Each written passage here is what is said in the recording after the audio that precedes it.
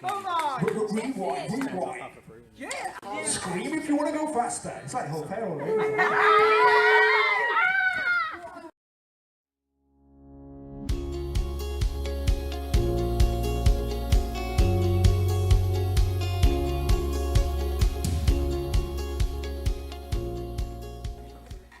Twister. Oh no! I can touch you. Bit dodgy. I kind of like Twister, but you get squished, don't you? If you're on the outside, you're like that. If you're on the inside, it's even worse. You get turned into a pancake. Yeah, but you don't want someone big on the inside of you if you're on the outside, do you? Because gravity or centrifugal force. Oh, what? Say what? Say what? G-force. It's the force that sends you to the outside if you're spinning in the center. Yes, keep trying to send you on a straight line. No. It is the force that keeps trying to send you on a straight line when you're going in a circle. Wait, it's back there. Oh, I'll get it.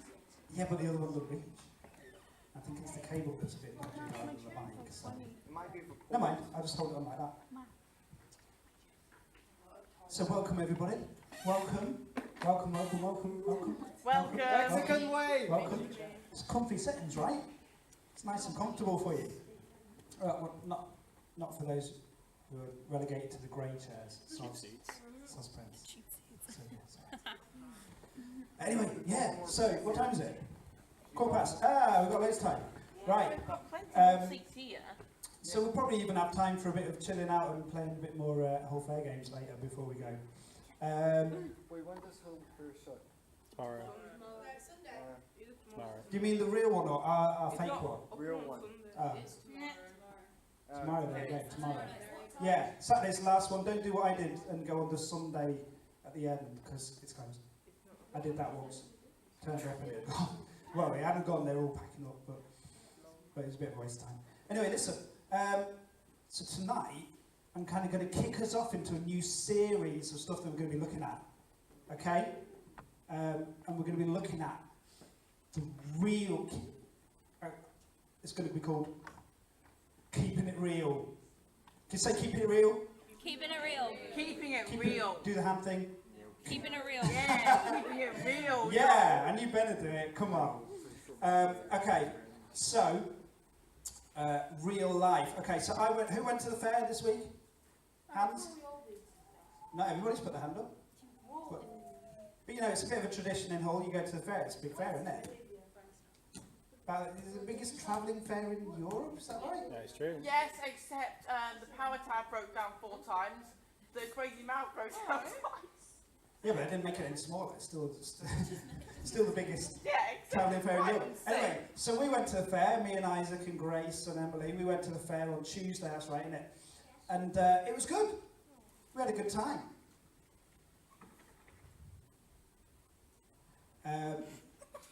But looking back on it, it wasn't perfect. It wasn't a perfect trip out. I mean, there's good things about it, you know. I like the food.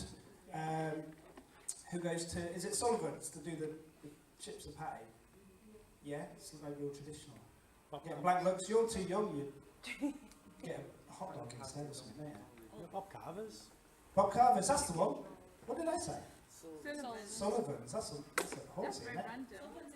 Bob Carver, that's what I'm talking about, real chips and that. Anyway, but I did notice some things that I'm not so keen on the fair. But now I love it. When I was in Nice, I was having my breakfast and watching a woodpecker in the tree next to me, and I was like, yeah, come on, woodpecker. You see, but you get changed, you become like the people that you hang out with. Yeah? That's why your parents are always like, oh, don't hang out with that bad crowd. Don't hang out with that bad crowd. Because then you'll turn bad. Do you know what I mean? But, you know, who you hang around with in your friendships, and who you hang around with in terms of if you hang out with God, that's what's going to change you and form you. So when we walk with God, we get changed and become more like Him. We become more like Jesus. Yeah? And, you know, we still make mistakes. But it's little steps, step by step, glory to glory, get changed, more and more like Jesus. I'm coming close, too close. Sorry, it's like invading personal space sometimes. So yeah, we need to, and then, you get transformed, and then your life becomes powerful. Because who knows, Jesus, when he was doing his ministry, it was powerful, right?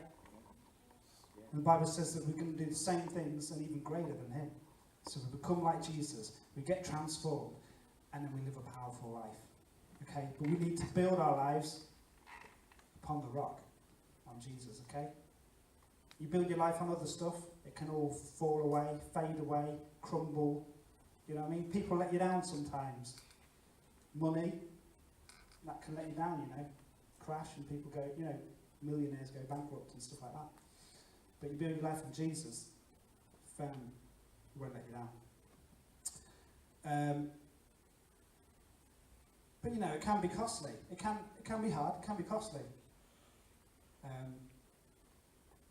To get my 4 tyres changed, when I only went in to get one changed, cost me over 200 quid. And when you walk with Jesus and get transformed and become like Jesus, it can be costly.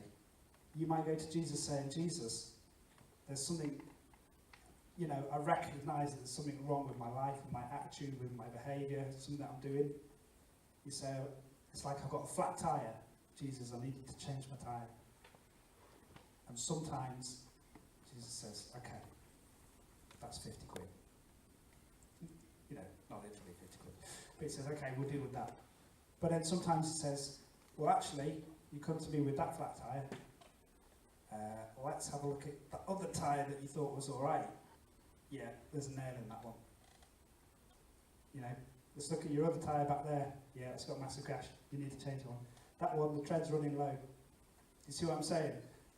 Jesus, Holy Spirit will point out other bits of your life that you thought were good. You thought it was all right. Maybe not so much when Jesus puts his Holy Spirit on you and shows you stuff. And when you've got those things to change, it can be costly. It can cost you. It can be, there can be a grief. You might have to stop being friends with certain people or convert them. Do you know what I mean? You might have to stop doing certain things that you were doing. You might have to choose to forgive or choose to love people when it's hard to do so. And that can be costly. But that's part of the process. And Jesus is with you all the way in that. Okay, so we're going to look at the reality over the next few months. We're going to look at what is it like, not the perfect Christian life, because that doesn't really exist, you know what I mean? We walk in the brokenness of life, in the imperfections of everyday life. But in that, God's slowly perfecting us. Yeah? So we're going to have a look at what does that look like in real life over the next few months. Okay? But what we're going to do now is I want to ask you this question. You might have given your life to Jesus. You might have decided you want to live for him. You might have been baptized and publicly said, yeah, I'm for Jesus. And you might be beyond that point as well. But what I want to ask you is, are you willing to come on a journey together of finding out what is this Christian thing like in reality? How do I walk with Jesus when I'm going to school? How do I have a relationship with Jesus? What impact is this going to have on my life, on my friendships? What does it mean in terms of bullying? What does it mean in terms of friendships, relationships, how I deal with my parents? All that kind of stuff. Real life. Are you up for going on that journey? What we're going to do is we're going to play this song. We'll probably just stick the audio on. I think we've got the lyrics as well, actually. I'm not going to play it. And whilst it's playing, it's